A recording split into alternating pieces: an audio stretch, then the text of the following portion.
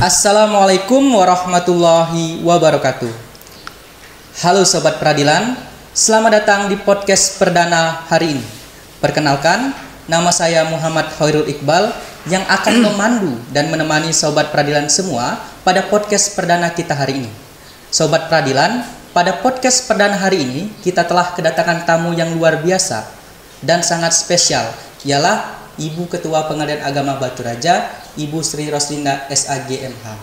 Sebelum kita memulai topik pembicaraan pada hari ini, saya akan terlebih dahulu menjelaskan atau menguraikan rangkaian karir yang telah diperoleh oleh Ibu Sri Roslinda itu sendiri. Ibu Sri Roslinda SAGMH pertama kali penempatan hakimnya ialah di MS Blang Kejeren di Aceh. Kemudian pernah menjadi wakil dan ketua PA Pulang Pisau. Kemudian juga pernah menjadi wakil PA Pangkal Pinang dan sekarang menjadi ketua Pengadilan Agama Batu Raja. Sekali lagi Bu, terima kasih sudah hadir pada podcast perdana hari ini. Di tengah kesibukan Ibu yang mungkin ada kegiatan lainnya Bu ya. Nah, gimana Bu kabarnya hari ini? Alhamdulillah sehat. Alhamdulillah. Kami berharap semoga Ibu selalu diberikan kesehatan dan bisa membersamai kami Bu di Pengadilan Agama Batu Raja. Amin ya. Ibu, ini podcast perdana kita hari ini Bu, dilatar belakangi adanya beberapa topik Bu. Topik permasalahan yang mungkin masyarakat kita atau sobat peradilan kita di wilayah yurisdiksi Pengadilan Agama Batu Raja ini belum mengetahui informasi Bu mengenai beberapa topik. Nah, mungkin adanya podcast kali ini sebagai bentuk kepedulian kita, yaitu Pengadilan Agama Batu Raja, kepada masyarakat atau sobat peradilan agama untuk memberikan informasi-informasi yang berguna bagi mereka. Nah Bu, topik yang mungkin akan pertama kali kita bahas ialah mengenai seputar pengadilan agama Ibu. Ya. Karena sejatinya Ibu, di tengah masyarakat kita ini ternyata masyarakat kita ini masih miskonsepsi Bu mengenai pengadilan agama itu sendiri. Banyak yang menyamakan Bu pengadilan agama itu dengan Departemen Agama atau sekarang Kemenak. Ada juga yang menyamakan dengan KUA Bu. Nah lantas Bu, sebenarnya pengadilan agama itu apa sih Bu? Baiklah, terima kasih kepada host kita hari ini ya. Memang selama ini masih banyak yang salah mengartikan pengadilan agama. Masyarakat biasanya menyamakan pengadilan agama itu sama dengan KUA atau Kemenak ya. Sebenarnya pengadilan agama itu adalah sebuah sebutan resmi ya bagi salah satu dari 4 lingkungan peradilan yang ada di Indonesia dalam hal untuk menyelesaikan perkara perdata khusus bagi orang beragama Islam. Dan di dalam Undang-Undang Dasar Pasal 24, pengadilan agama itu merupakan salah satu kekuasaan kehakiman yang dijamin eksistensinya dan setara dengan peradilan lainnya seperti peradilan agama, peradilan negeri, peradilan tata usaha negara, dan peradilan militer. Tuh. Jadi pada dasarnya itu peradilan agama itu ya beda dengan Kementerian Agama ataupun KUA ataupun Departemen Agama. Jadi untuk dipahami peradilan agama itu adalah sebuah sebutan resmi dari 4 lingkungan peradilan yang ada di Indonesia yang dalam hal ini bertugas untuk menyelesaikan ya menyelesaikan perkara bagi para pencari keadilan khusus bagi orang-orang yang beragama Islam. Nah, jadi sobat peradilan bahwa sudah jelas ya bahwa pengadilan agama dengan Departemen Agama dan KUA itu berbeda. Jadi pengadilan agama itu hanya sebutan untuk lembaga negara yang yurisdiksi mengenai pengadilan yang meliputi masalah orang Islam gitu. Nah, jadi perlu diluruskan ya bagi sobat-sobat peradilan agar lebih memahami apa itu pengadilan agama dan perbedaan dengan instansi lainnya. Nah, kemudian Ibu, kita kan sudah mengetahui Bu bahwa pengadilan agama itu bagian dari instansi Mahkamah Agung. Nah, kalau kita lihat Bu, bagaimana Bu posisi pengadilan agama itu sendiri Iya. dalam struktur Mahkamah Agung itu sendiri Bu? Posisi dan letaknya itu di Mahkamah Agung itu di mana Bu? Gitu Bu. Eh, Posisi atau struktur dari peradilan agama itu berada di bawah Mahkamah Agung ya, sebagai peradilan tingkat pertama bersama dengan tiga peradilan lainnya, yaitu peradilan negeri, peradilan tata usaha negara, dan peradilan militer. Itu posisi dia kan seperti itu. Dan peradilan agama juga di bawah Dirjen Badilak, itu seperti itu. Jadi sobat peradilan, bahwa pengadilan agama adalah pengadilan tingkat pertama di bawah Dirjen Badilak, instansinya Mahkamah Agung gitu. Jadi sudah tahu Bu mengenai posisi dari pengadilan agama itu di instansi Mahkamah Agung di mana. Ya. Nah ini Bu, mungkin ada masyarakat kita Bu, masyarakat awam yang mungkin pengen tahu Bu, bagaimana sih sejarah dari pengadilan agama itu sendiri Bu? Itu gimana Bu sejarah adanya pengadilan agama sendiri Bu? Sejarah pengadilan agama itu pada dasar pengadilan agama itu sudah ada sejak zaman kerajaan Islam, sudah ada itu pengadilan agama. Namun peradilan agama itu pada zaman penjajahan Belanda dan penjajahan Jepang, setelah keluarnya Stablat nomor 153 tahun 1882 pada tanggal 1 Agustus 1882, itu yang diperingati sebagai hari lahirnya peradilan agama itu, maka di situ peradilan agama sudah mempunyai kewenangan, namun hanya sebatas kepada masalah perkawinan dan kewarisan saja. Namun sejak dikeluarkannya Kepres nomor 21 tahun pengadilan agama ini legal formilnya mulai ada di Indonesia, diakui di Indonesia itu sejak tahun 1989 dengan keluarnya Undang-Undang Nomor 7 tahun 1989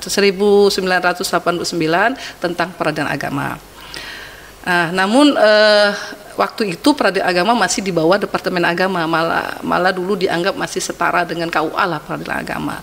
Dengan beriringnya waktu, akhirnya peradilan agama bergabung ke Mahkamah Agung setelah keluarnya Kepres nomor 21 tahun 2004. Nah, secara secara administrasi, secara finansial, semua urusan peradilan agama itu semuanya di bawah Mahkamah Agung. Itu bersama dengan tiga peradilan lainnya seperti peradilan umum, militer, dan tata usaha negara. Jadi bergabungnya peradilan agama ke Mahkamah Agung itu pada tanggal 30 Juni 2004. Nah, jadi sobat peradilan, bahwa sebenarnya kalau kita lihat dari cerita Ibu tadi Bu ya, bahwa pengadilan agama itu sudah ada sejak kerajaan Islam Bu ya. Kemudian berkembang lagi, dia di bawah Departemen Agama, kemudian karena ada peradilan satu atap tadi Bu ya, bergabung di Mahkamah Agung itu Juni 2004 Bu ya, sekitar bulan Juni 2004. Nah, kemudian Bu, kita kan sudah tahu nih Bu sejarah, posisinya di mana, pengertiannya apa. Nah, kemudian mungkin masyarakat ini juga pengen tahu Bu, sebenarnya tugas dan wewenang pengadilan agama itu apa sih Bu? Sesuai dengan pasal 89 ya, 89 Undang-Undang Nomor 3 Tahun 2006 atas perubahan Undang-Undang Nomor 7 Tahun 1989, kewenangan peradilan agama itu adalah memeriksa, mengadili, dan menyelesaikan perkara perdata bagi umat Islam, perkara dalam hal perkara perkawinan, waris, wakaf, hibah, infak, sodakoh, dan ekonomi syariah. Jadi itu Bu ya wewenangnya. Kemudian Bu, kita kan sudah tahu Bu kan bahwa orang yang hadir atau yang datang ke pengadilan agama itu mungkin ada permasalahan lah Ibu ya. Nah mungkin Bu, jenis perkara Bu yang biasanya kan ditangani oleh pengadilan agama itu biasanya jenis-jenis perkara yang seperti apa Bu? Ya, jenis perkara tadi kan sudah sesuai dengan kewenangan. Jenis perkaranya ada perkara perkawinan, ada perkara wakaf, ada perkara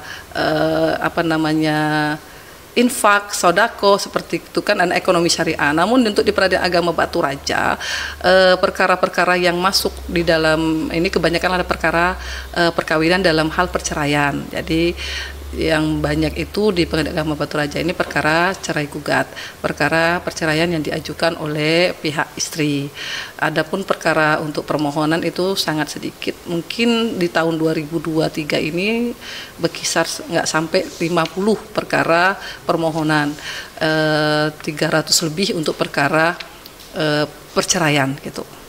Nah, jadi sobat peradilan, bahwa pengadilan agama itu memiliki banyak sekali kewenangan, Bu ya, yaitu perkawinan dalam bentuk perceraian, mungkin nafkah, mungkin infak segala macam, Bu ya, dan juga ada permohonan isbat dan dispensasi nikah. Tapi kalau untuk di Pengadilan Agama Batu Raja, jenis perkara yang banyak ditangani ialah mengenai perkara tentang perceraian, khususnya perkara cerai gugat, Bu ya. Cerai gugat itu sendiri, sobat peradilan, ialah wanita yang mengajukan gugatan, Bu ya. Kalau kita cerai talak itu dari seorang pria yang mengajukan gugatan. Selanjutnya Ibu, kita mungkin akan membahas sedikit topik, Bu ya, mengenai tentang persyaratan, Ibu. Kita kan sudah tahu, Bu, bahwa jenis perkara tadi kan ada perkara tentang perceraian, cerai gugat, cerai talak, dispensasi nikah, isbat nikah, dan lain sebagainya, Ibu ya. Nah, kemudian Bu, yang jadi pertanyaan masyarakat awam ini, Bu ya, kan misalkan mereka ingin mengajukan salah satu jenis perkara tadi, itu persyaratannya apa ya, Bu ya? Dan mungkin kalau mereka ingin mengakses atau mencari tahu informasi mengenai itu, masyarakat bisa mengaksesnya di mana atau melihatnya di mana, Ibu ya? Untuk mengajukan perkara pengadilan ya, untuk mengetahui syarat-syarat ya para pencari keadilan silakan saja datang ke pengadilan, sebenarnya kan begitu. Datang ke pengadilan, nanti akan diarahkan untuk masuk ke ruangan PTSP, kan nanti akan diarahkan ke meja informasi kalau hanya sekedar ingin mengetahui persyaratan berperkara di pengadilan. Nah, kalau saya mau sebutkan syarat-syaratnya secara ini kan nggak bisa, karena setiap perkara itu beda-beda syarat-syaratnya. Tapi yang pasti secara umum syarat-syarat untuk mengajukan perkara peradilan itu, yang khusus untuk perkara perceraian itu adalah ya identitas ya, KTP atau surat keterangan domisili, buku nikah, dan biaya perkara, kan rincian biaya perkara. Dan itu para pencari keadilan atau masyarakat Batu Raja sebenarnya juga tidak perlu datang ke sini pun bisa dia mengaksesnya melalui web atau media sosial Pengadilan Agama Batu Raja, baik media sosialnya Facebook atau Instagram, kan bisa melalui Instagram, melalui WA kan bisa.